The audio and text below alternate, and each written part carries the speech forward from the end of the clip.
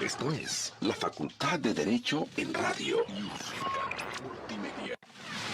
IUS, Canal Multimedia, presenta Societatis, conducido por Elsie Núñez Carpizo y Amparo Apolinar de Jesús, un programa del Seminario de Sociología General y Jurídica.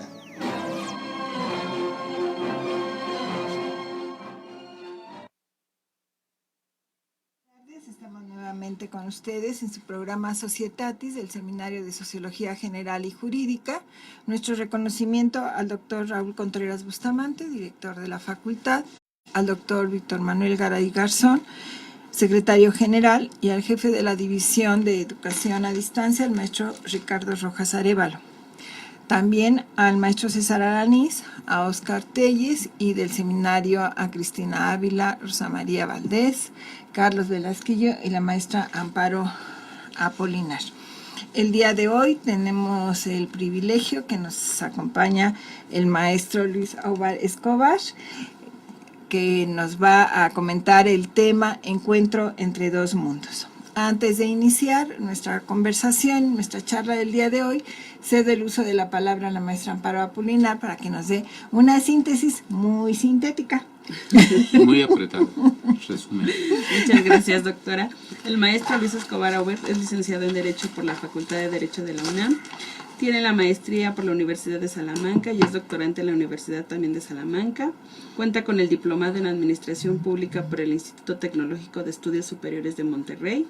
En el ámbito profesional ha trabajado en la Presidencia de la República, en la Secretaría de Gobernación como Director General de Asuntos Religiosos, en la Secretaría de Comunicaciones y Transportes, en la Secretaría de Agricultura, en Petróleos Mexicanos, la Procuraduría General de la República, en la Secretaría del Medio Ambiente y fue miembro de la Delegación para la Paz en San Andrés Larrainzar. En el ámbito académico imparte clases en la Facultad de Derecho de la UNAM, en el TEC de Monterrey y en la Universidad Iberoamericana. Bienvenido, maestro. Muchas gracias, muy amables de invitarme. Bueno, mil gracias primero por aceptarnos estar aquí, que como te comenté, pues es un horario que casi parte de las actividades, así es que mi gratitud por habernos aceptado. No, un gusto y un privilegio estar contigo, Elsie. Gracias. Y con todos. Bueno, es maestro de nuestra área, ¿verdad? Lo queremos mucho, nos ha ayudado mucho y participa muy activamente en las actividades del seminario. Y al proponernos este tema nos has hecho reflexionar mucho sobre el encuentro de estos dos mundos. Y la primera cuestión sería, ¿cuál fue el motivo de querer buscar nuevas tierras? Bueno, digamos, hay una cuestión económica detrás de todo porque se había cerrado la ruta de la seda que hacía llegar las especies a Europa y se obturó esa vía y entonces trataban de llegar los portugueses dándole la vuelta a África y los españoles a través de Cristóbal Colón decían que podían llegar directamente porque no se imaginaban que en medio del océano iba a estar América. Entonces básicamente era una cuestión económica. Ahora, cuando llega, porque partiríamos de la llegada de Hernán Cortés, ¿no? Que es cuando realmente podemos señalar ya hay un encuentro. Bueno, yo lo llevaría así como un breve antecedente, la llegada de Cristóbal Colón, que es cuando se encuentran dos mundos distintos, diferentes.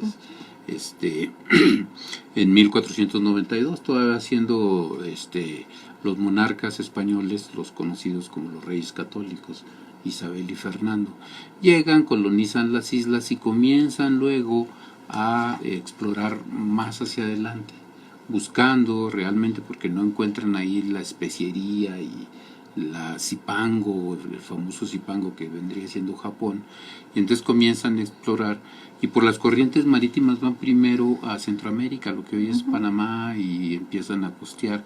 Pero y la importancia del tema, cuando te propuse, es que estamos cumpliendo 500 años de que Cortés llegó a México, aunque un poco antes, en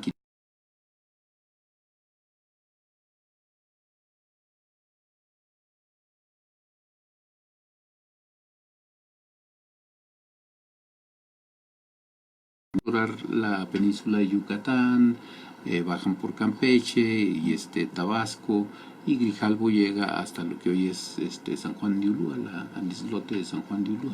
Pero se enfrentan mucho, eran menos carabelas y menos hombres, pero se enfrentan con los pueblos originarios, con los habitantes de esa zona, y algunos son hasta heridos, y Grijalba sí rescata, porque estas venidas las hacen con una licencia, con una quisiencia que les da Diego de Velázquez, que era el gobernador de Cuba, que lo hacía con base a las autorizaciones de Diego Colón, el hijo de Cristóbal Colón, que era el que había sido nombrado capitán general, almirante de la mar Océano, y de él dependían los poderes para venir a descubrir, y decían ellos a rescatar.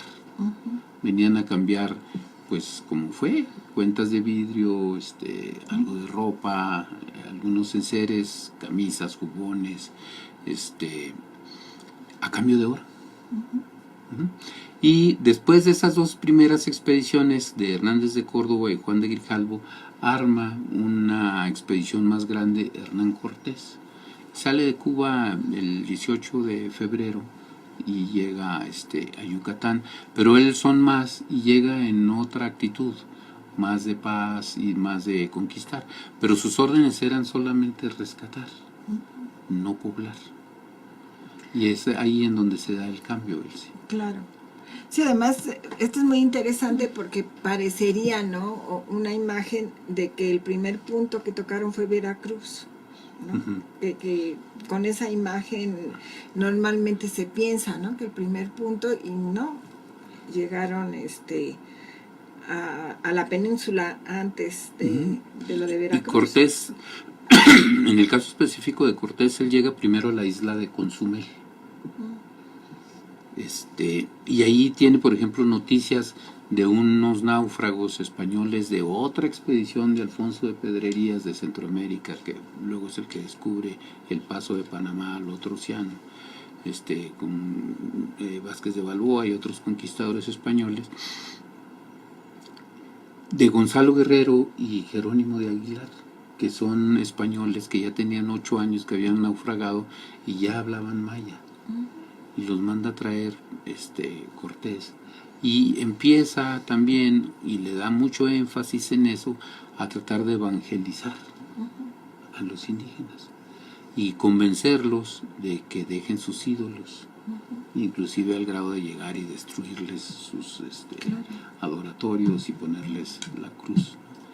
Pero además él hace una cosa un poco similar a lo que hacían los romanos en su momento: dejar a las autoridades constituidas que sigan gobernando las tierras y solo obligarles a pagar tributos. Y eso hace la gran diferencia en la conquista ya de México. Claro, que sería un modelo también de los aztecas, ¿no?, que de alguna manera cuando conquistaban, ellos lo que pedían era el tributo. Aquí vamos a dejar un paréntesis y vamos a regresar después al encuentro de la religión que se dio.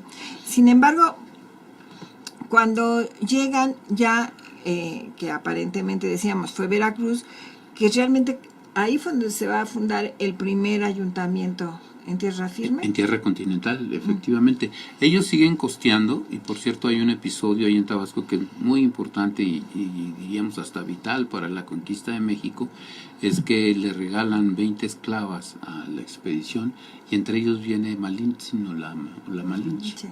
Y ella, a través de Jerónimo de Aguilar, Cortés les habla en español, Jerónimo Aguilar traduce al maya, del maya se habla con Malinche, Malinche les habla en náhuatl, y entonces se establece una cadena de lenguas. Aunque luego la Malinche rápidamente aprende español.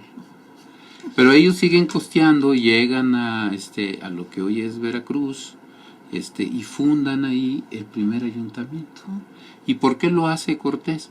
Precisamente para romper la legalidad, entre comillas, de las instrucciones que él traía de Diego de Velázquez y depender directamente del rey, que ya para entonces el monarca español es Carlos V, ¿no? Quinto de Alemania y primero de España.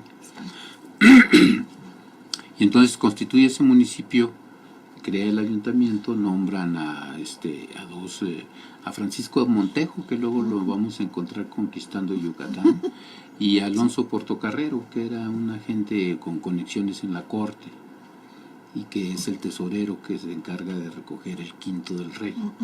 Ellos son los primeros alcaldes y crean también la justicia y ponen una picota.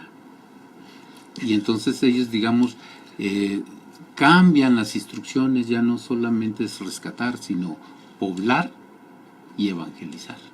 Claro. Entonces cambian sus instrucciones.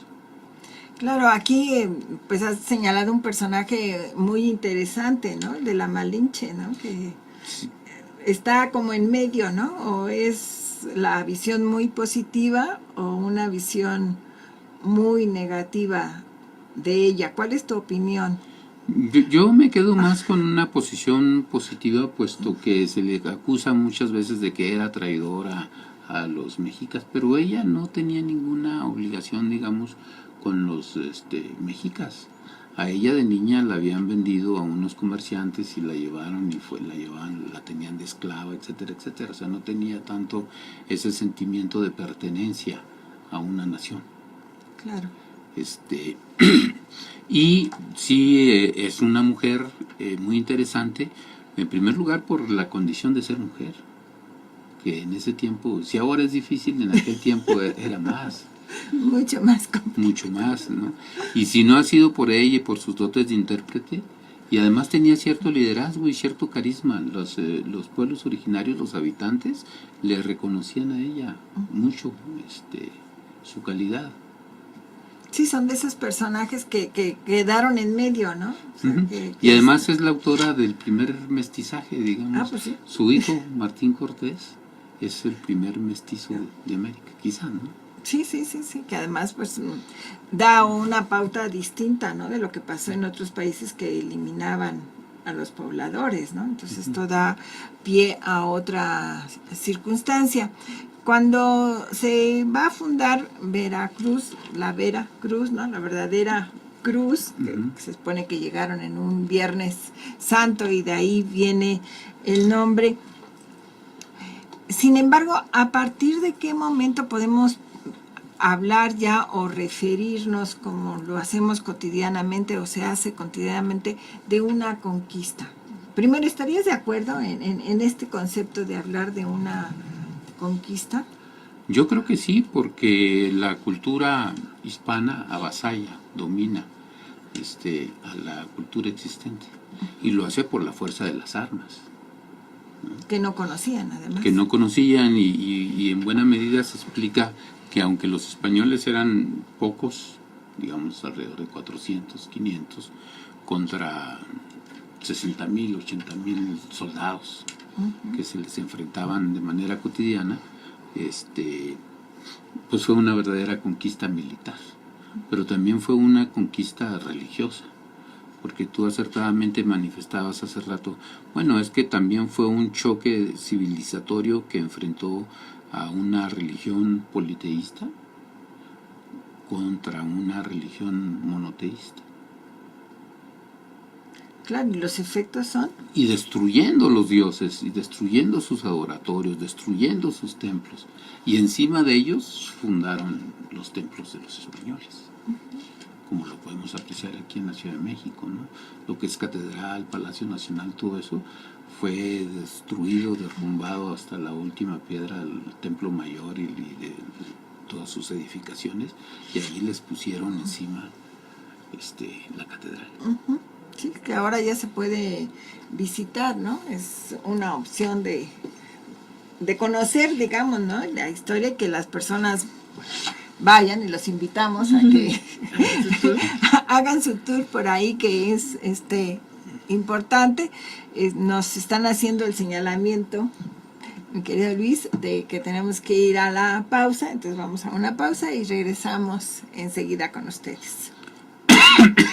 Regresamos con Societatis, conducido por Elsie Núñez Carpizo y Amparo Apolinar de Jesús, un programa del Seminario de Sociología General y Jurídica.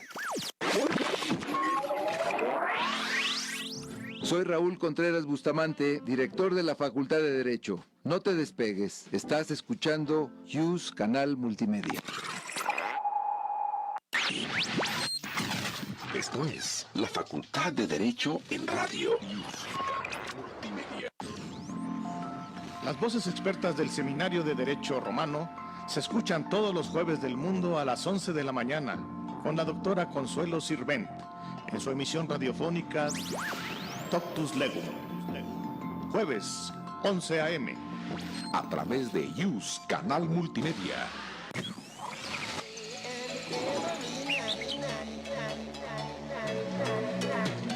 Todos estamos obligados a preservar nuestro entorno. Por supuesto que tú también. No te hagas. Hagamos al planeta genial otra vez, por un derecho ambiental eficaz. Con Aquilino Vázquez García, como cada jueves a las 12 horas. En Use Canal Multimedia. El Seminario de Derecho Civil de la Facultad de Derecho de la Universidad Nacional Autónoma de México los invitan a escuchar Tópicos de Derecho Civil. Un programa de fondo con temas de derecho civil y derecho familiar. Todos los jueves de 13 a 14 horas a través de Use Canal Multimedia. Conozca todos los programas en la plataforma de educación a distancia. Gracias por escuchar la transmisión Use Canal Multimedia.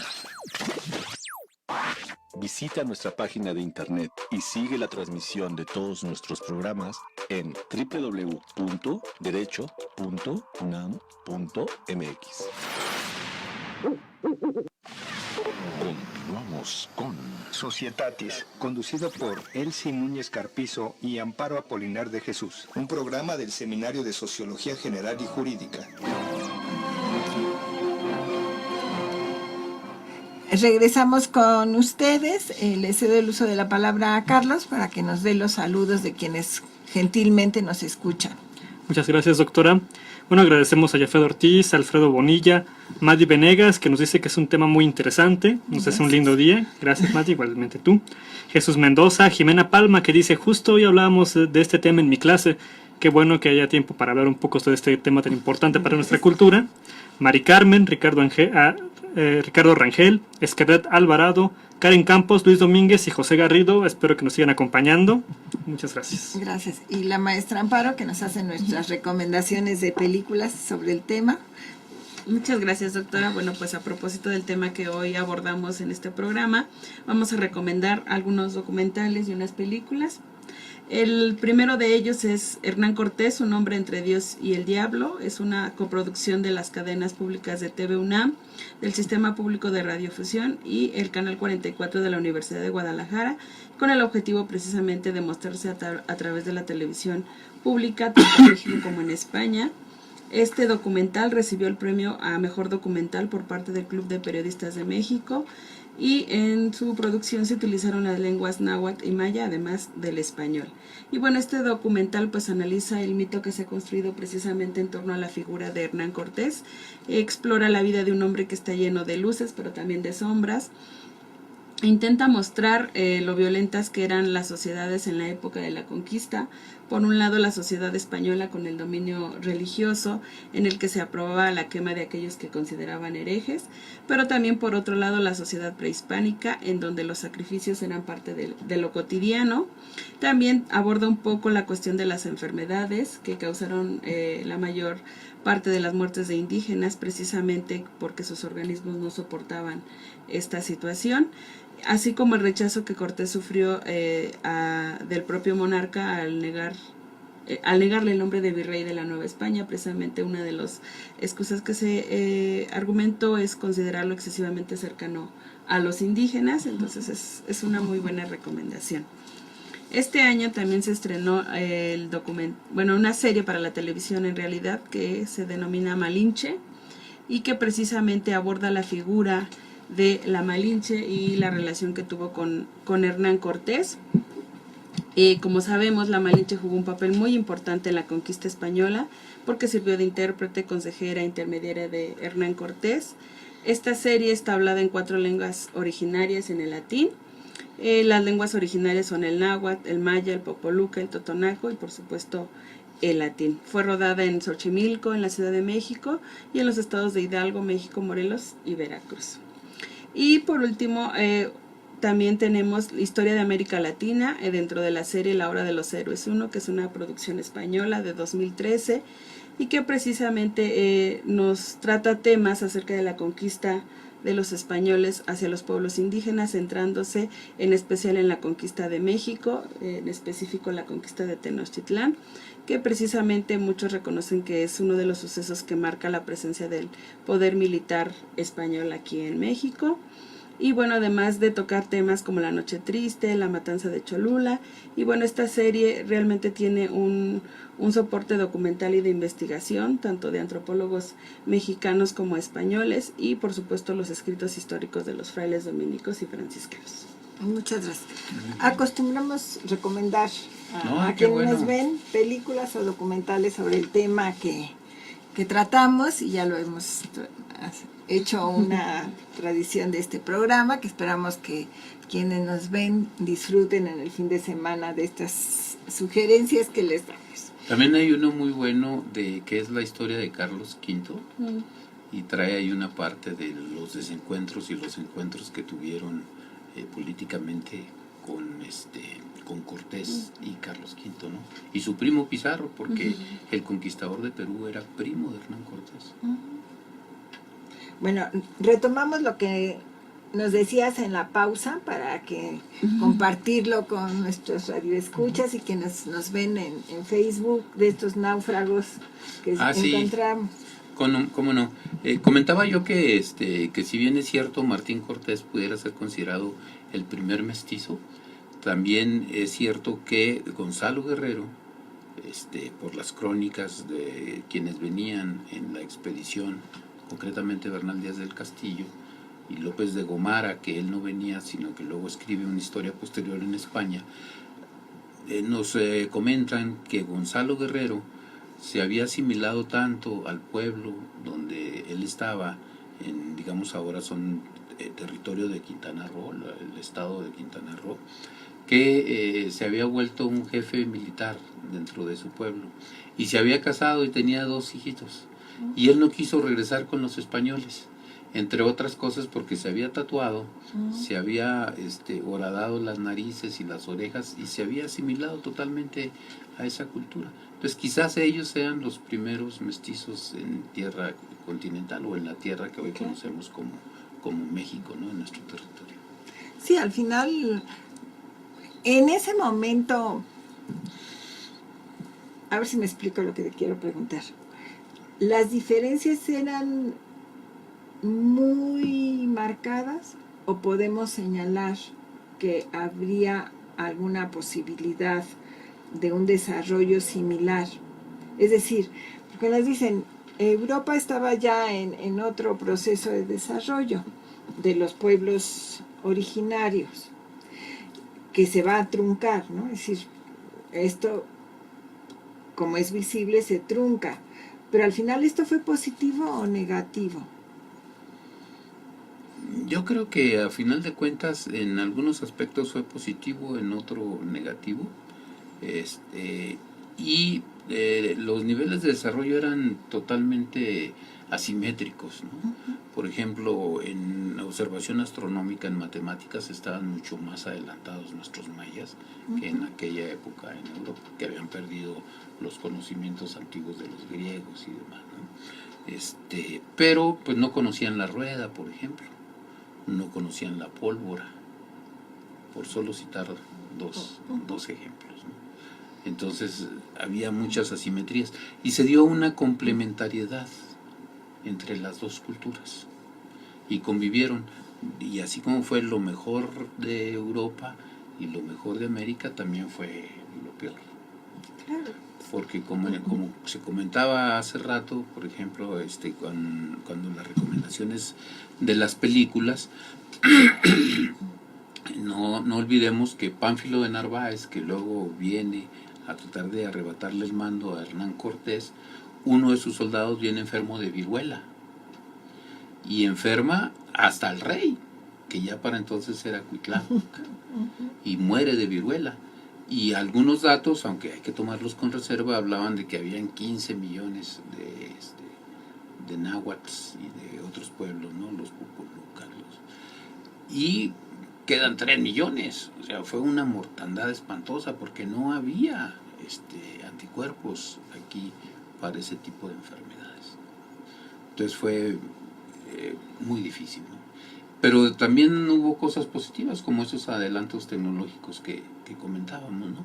Pero también de América para allá también hubo muchas cosas, ¿no? Y se complementaron, por ejemplo, en la alimentación. Pero me gustaría un poco más regresar a lo religioso, de cómo por supuesto, de cómo avasallaron totalmente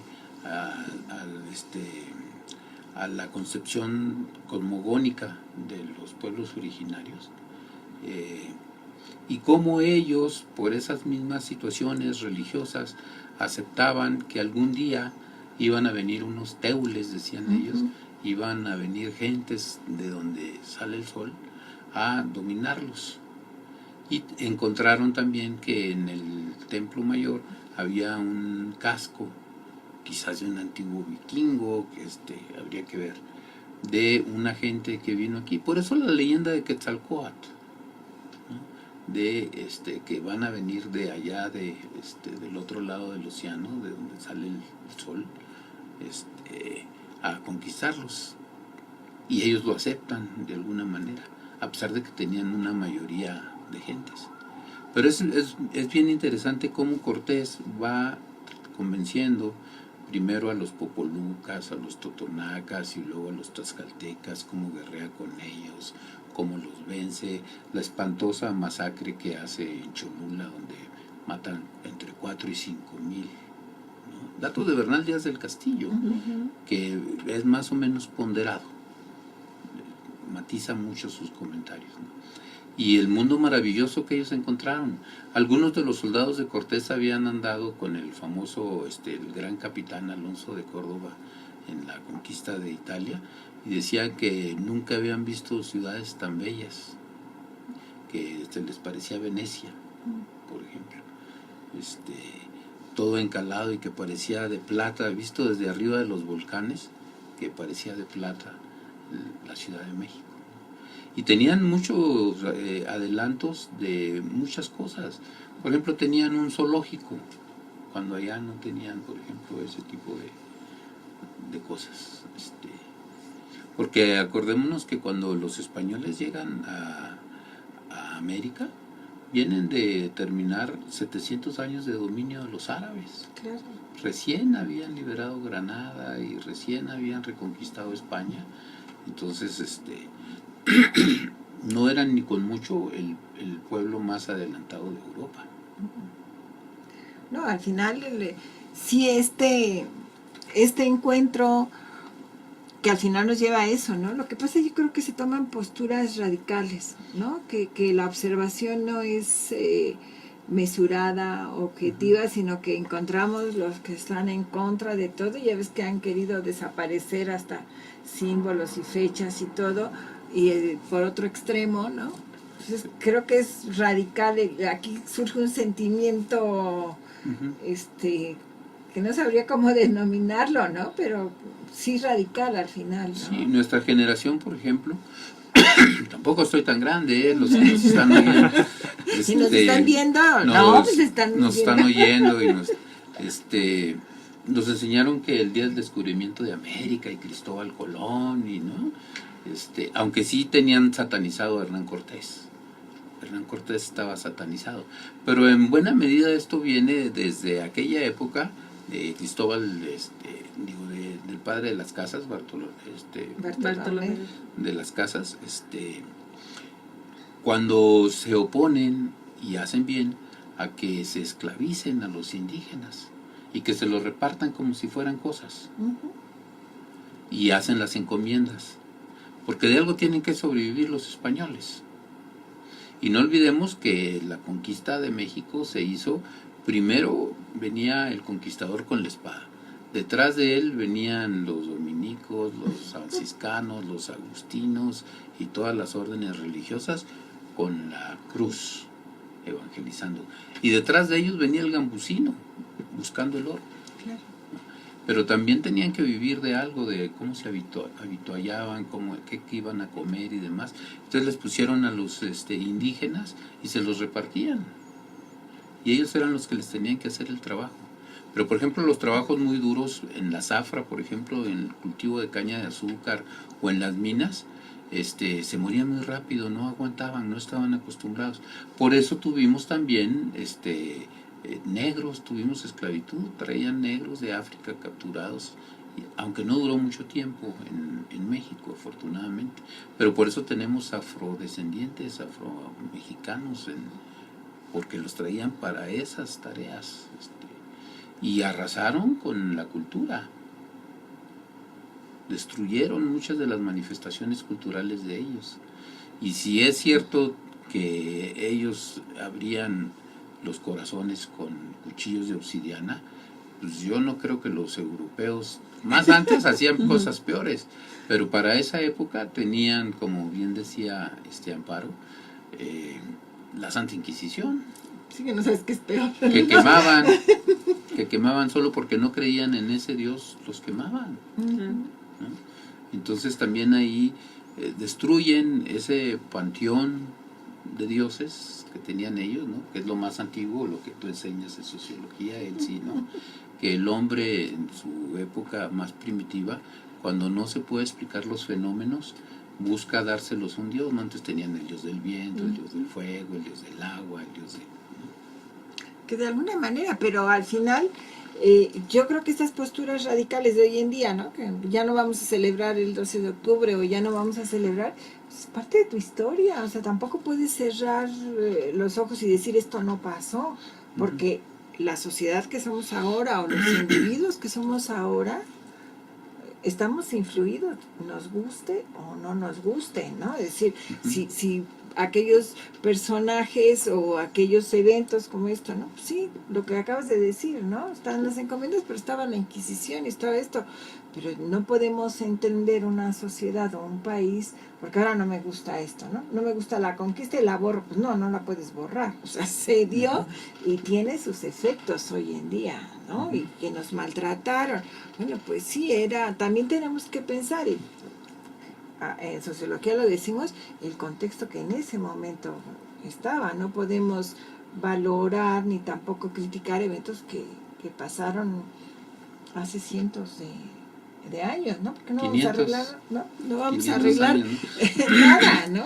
Por eso a mí me gusta y por eso te sugerí, aceptaste el término de encuentro de dos mundos, que lo acuña León Portilla. León Portilla, cuando se celebran los 500 años de la conquista de América o del descubrimiento de América, para decirlo bien, porque fue un encuentro de dos mundos en el que uno de ellos dominó, pero fue un dominio total, absoluto, pleno. Pues no, se fusionaron, claro, con lo mejor y con lo peor. Claro, por supuesto, ¿no? Pero además, como decíamos, aquí hubo mestizaje, en otros lugares realmente arrasaron con Es ellos, un ¿no? punto muy interesante. Los ingleses llegaron a las 13 colonias y hicieron lo que hicieron, ¿no? Sí, ¿no? Y en todo Sudamérica igual. Y en donde hubo más, allá en Sudamérica quizás los bolivianos, un poco de peruanos, pero aquí en México, o lo que hoy es México, prácticamente sobrevivieron bastantes. Pues efectivamente, ¿no? Hubo mestizaje, nos guste o no, pero eso también dio una cosmovisión distinta, ¿no? O sea, se tienen necesariamente que haber modificado ambas perspectivas. Y se fusionaron, ¿no? Por ejemplo, regresando a lo religioso, aquí adoraban a Guadalupe, ¿no? A la Virgen de Guadalupe. ¿Y quién es la Virgen de Guadalupe? Pues fueron y la pusieron encima donde ellos adoraban a una diosa. ¿No? Y hay que ver a Fray Servando Teresa de Mier, ¿no? Explican.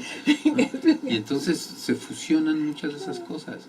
Y aunque si bien es cierto que podemos decir que la iglesia católica era monoteísta y solo Dios, pero todo el santoral, ¿no? Sí, por supuesto. Y te tienen santo para todos. Para todo. Obviamente para que nadie esté discriminado en lenguaje moderno, ¿no? Pero es muy interesante conocer esa parte de nuestra historia, porque explica muchas cosas, ¿no? Por ejemplo, me gustaría también tocar el tema de pero lo hacemos después de Vamos la a pausa. tener, me disculpes, pero tenemos que hacerlo después. Regresamos con ustedes en un minuto. Bueno, no sé si 2, porque luego yo dije 1 minuto. No sé si va. Societatis, conducido por Elsie Núñez Carpizo y Amparo Apolinar de Jesús. Un programa del Seminario de Sociología General y Jurídica. Visita nuestra página de internet y sigue la transmisión de todos nuestros programas en www.derecho.unam.mx. Gracias por escuchar la transmisión News, Canal Multimedia. El Seminario de Derecho Civil de la Facultad de Derecho de la Universidad Nacional Autónoma de México los invitan a escuchar Tópicos de Derecho Civil. Un programa de fondo con temas de derecho civil y derecho familiar. Todos los jueves de 13 a 14 horas a través de YUS Canal Multimedia. Conozca todos los programas en la plataforma de educación a distancia.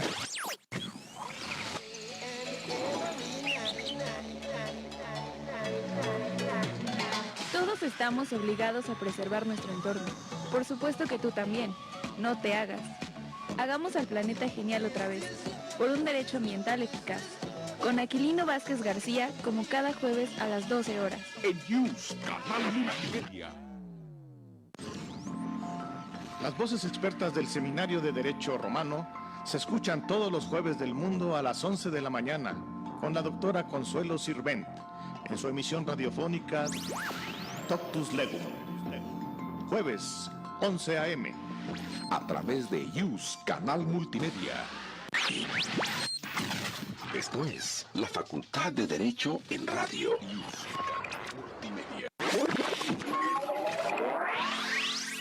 Soy Raúl Contreras Bustamante, director de la Facultad de Derecho. No te despegues, estás escuchando YUS Canal Multimedia. Continuamos con Societatis, conducido por Elsie Núñez Carpizo y Amparo Apolinar de Jesús. Un programa del Seminario de Sociología General y Jurídica.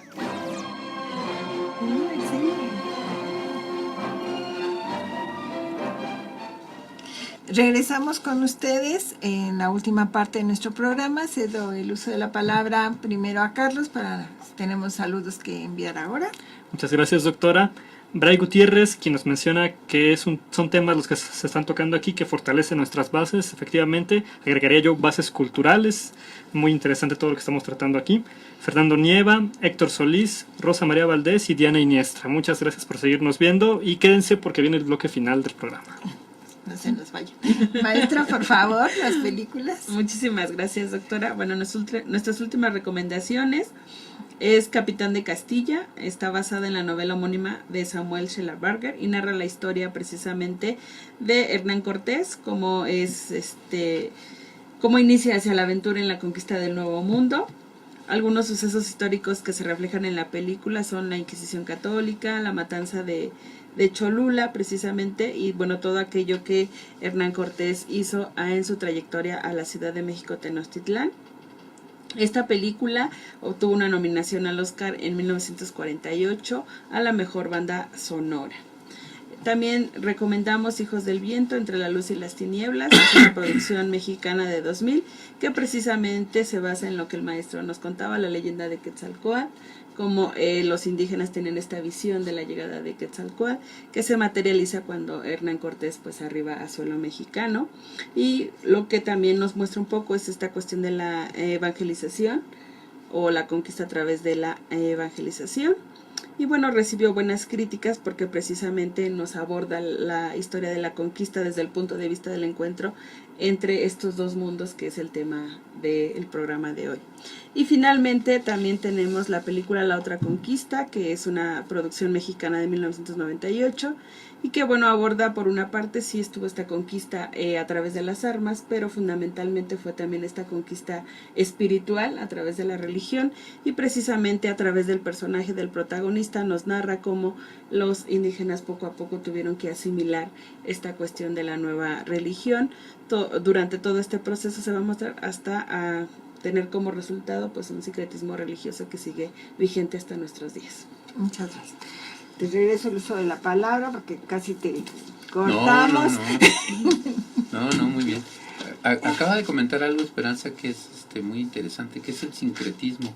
Pero ese sincretismo religioso también se refleja en el arte, por ejemplo. Muchos templos, si ustedes los ven, quienes les ayudaron a construir eran los indígenas. Y entonces encontramos en templos agustinos, en templos franciscanos, que tienen una serie de símbolos antiguos de las culturas náhuatl. Precisamente ahorita comentó el maestro, en la Catedral Metropolitana, dice que en la fachada existe un caballero azteca precisamente dentro de su arquitectura del tallado que los caracoles que ellos usaban tanto. Entonces es un sincretismo también cultural y que se refleja en muchas otras cosas. Yo, por ejemplo, quiero comentar la parte de la alimentación y las costumbres alimenticias, ¿no?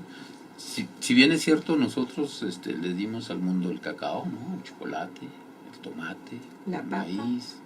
La papa es más peruana, pero también había aquí una especie de chile, y una serie de productos más que allá no conocían, las frutas, ¿no?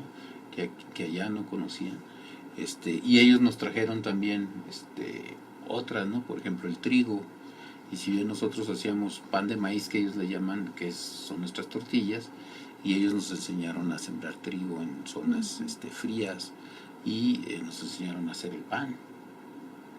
Por ejemplo. Y nos enseñaron curtidos de pieles. Entonces por eso decía yo que se fusiona lo mejor de ambas culturas y lo peor de ambas culturas, ¿no? Y los hábitos alimenticios se modifican, cambian. Por ejemplo, la primera fuente de proteína que tenían concretamente los aztecas eran insectos del lago de Texcoco. Y ya ven que todavía seguimos comiendo gusanos de maguey y jumiles y ¿cómo se llama esta hueva de mosca? En fin. No, y los extranjeros vienen por eso, Por eso, o sea, vienen sí. con mucho interés, y sobre todo en la zona de Oaxaca, Chiapas. En Oaxaca los chapulines, las hormigas chicatanas, todo eso, ¿no? El turista viene con esa idea de probar y encanta normalmente. Y ellos nos trajeron los vacunos, nos trajeron el puerco, ¿no? Y ahora somos especialistas en carnitas. Y entonces se fusionan ahí, y nuestra cocina mexicana tan alabada en el mundo y que ocupa un lugar preponderante, no es más que la fusión de las dos cocinas y de los dos de los productos de la península y nuestros. Claro, y se nota, ¿no? En Mérida, Campeche, si tú ves, se usa mucho la comida caldosa, caliente, con puerco, etcétera, que dices con este clima, ¿no? Como que es un contrasentido, y eso lo que nos hace ver es que precisamente en esta época, pues los españoles que venían del norte, que era su comida habitual, pues la aceptamos, ¿no? Porque son lugares muy calurosos y sin embargo es una comida, digamos, pesada, ¿no? Grasosa, que no corresponde a ese clima, pero que debo reconocer que es deliciosa. Sí, no, y pero además tuvo muchas, es tan rico en las facetas, las aristas de este tema, que por ejemplo, en gran medida, el auge de oro del Imperio Español no se hubiese dado sin el descubrimiento de México y bueno, y Perú, porque se fueron océanos de oro y de plata, y eso hizo la grandeza del Imperio Español, ¿no? Del rey romano germánico de Carlos, ¿no? Y el predominio, el dominio de España, que les costó porque se acostumbraron a que recibían nada más el oro y descuidaron, por ejemplo, su industria, ¿no? Su industria textil, por ejemplo, ¿no? Pero eso explica en gran medida el dominio europeo de España de 200 años. Claro, y luego cuando las provincias empiezan a separarse, los países, pues también el derrumbe. El derrumbe ¿no? de ese imperio. Sí, ¿no? ¿no? Y que emocionalmente todavía quizás no se ha salvado. No se han recuperado. Sí, pues. Hasta ahora. No, o sea, Ortega y Gasset y todos ellos que analizan esta situación del 98, pues queda claro, ¿no? De que había, lo que tú dices, una fusión muy importante, ¿no? Y que tenemos que ver los dos puntos, ¿no? Es decir, al final, como comentábamos hace rato, pues es una realidad, ¿no? Y ver los puntos positivos que esto nos pasó y podríamos esto, pero si al final quisiéramos dar un punto objetivo, digamos, de conclusión o de este encuentro, ¿cuál fue la trascendencia que podemos presentar? Pues que se creó un mundo nuevo. Con esa fusión, ese encuentro de dos mundos, se creó un mundo nuevo. Y que por muchas cuestiones ideológicas, políticas y demás, dividimos a quienes participaron en ese proceso en buenos y malos. Y el propio Cortés, tan vilipendiado ahora y tan satanizado, pues no es cierto que era el deforme con bubones que pinta Diego Rivera en Palacio Nacional. Él, por ejemplo, construye barcos y va costeando hasta Perú, construye barcos y va costeando hasta el Golfo de Cortés, por eso se llama el Golfo de Cortés. Él descubre el mar de Cortés, ¿no? En fin, era todo un hombre del Renacimiento, ¿no? Quizás le faltaba algo de luces después, ¿no? Y no era lo mismo enfrentar a los indígenas con ciertas características que luego cuando se fue a España y lo llevan a guerrear el propio Carlos, el emperador. Pero es un hombre de su época y que hay que aquilatar. Y nosotros lo tenemos satanizado, mientras en España todavía se le reconoce más, aunque un tiempo también estuvo marginado porque se decidió a pelear contra el rey. Pero era tanta su habilidad y era tanto su conocimiento de qué eran las cosas, que cuando le quitan el gobierno de la Nueva España, que le quitan de ser el capitán general y el justicia mayor de España, de la Nueva España, le dan el marquesado de Oaxaca. Y nada más era desde Coyoacán hasta Oaxaca. Y luego después le andaban peleando porque él decía que le habían dado, pero por familia. Entonces multiplicaba a todos los indígenas por todas las familias y pleiteó con el rey. Y luego hubo un suceso militar y entonces le dicen, oye, hay que mandar unas carabelas a las Islas Molucas porque allá los portugueses se están metiendo. Pues él de su peculio armó los barcos y los mandó, y luego después le decía el rey, págame mis naves. Entonces se decidió a pelear contra la corona, por eso tampoco no era tan bien aceptado en la corte española. Claro, pero al final es eso, ¿no? Como humanos, pero yo creo que al final cuando se analizan o se evalúa, son radicales, ¿no? O eres un alma cristalina y pura, o eres, ¿no? Satanás. Y no. Tan es así que, por ejemplo, en los 1800, Lucas Alamán, aquel historiador, pero que también fue ministro de Relaciones Exteriores, era un hombre de Estado, esconde los restos de Cortés y duran escondidos más de 100 años, hasta que los hacen aparecer y están en el Hospital de Jesús, que es ahí cerca de Pino Suárez, donde se encuentra con Moctezuma. Porque él llega en 1519 hasta el 8 de noviembre. O sea, se tardó casi 6 meses en llegar a ver a Moctezuma. Hasta noviembre del 519 es que él llega y se encuentra con él. ¿No? Pero yo creo que ni era tan malo como dicen, y tampoco era un santo, porque en esa época tenían que serlo.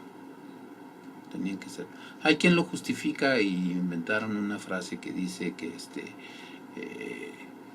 culpa fue del tiempo y no de España, porque así eran las guerras, ¿no? Y no hay guerra en donde el perdedor tenga que sufrir las consecuencias de su derrota, ¿no? Y el que gana pues también tiene sus muertos y tiene sus heridos. Claro, y en todo este contexto no debemos de olvidar lo que bien señalabas, que había una idea de los pueblos originarios, ¿no? De que esto iba a pasar. A lo mejor si no hubiese existido ese pensamiento o esa idea, las circunstancias hubieran sido distintas, ¿no? Porque si nosotros creemos en algo, y estos pueblos creían en eso, y era la explicación de su cosmovisión, pues también, ¿no? Yo creo que eso ayudó indiscutiblemente, ¿no? Y un tiempo antes, como 2 o 3 años antes, el cometa Halley pasó, entonces eso lo tomaron también como una visión, ¿no? De que algo iba a pasar. Claro, porque a lo mejor, ¿no? O sea, podemos jugar ahora, ¿no? Si no se hubiera dado esas circunstancias, si no se hubiera dado ese pensamiento, pues a lo mejor la historia se hubiera escrito de otra manera, ¿no? Y no con la visión, porque si tú tienes una perspectiva de que esto puede pasar, ¿no? Pues te vas como conformando que eso va a suceder, ¿no? Sí.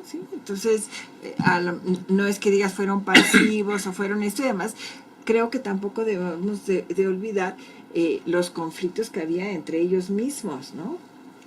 El imperio náhuatl azteca, en mi apreciación, no hubiera perdido si no hubiese tenido de enemigos a los tlaxcaltecas, a los popolucas, a los sí, también el contexto que había, a los propios ¿no? mayas, a los chocos en Tabasco, o sea, estaban divididos.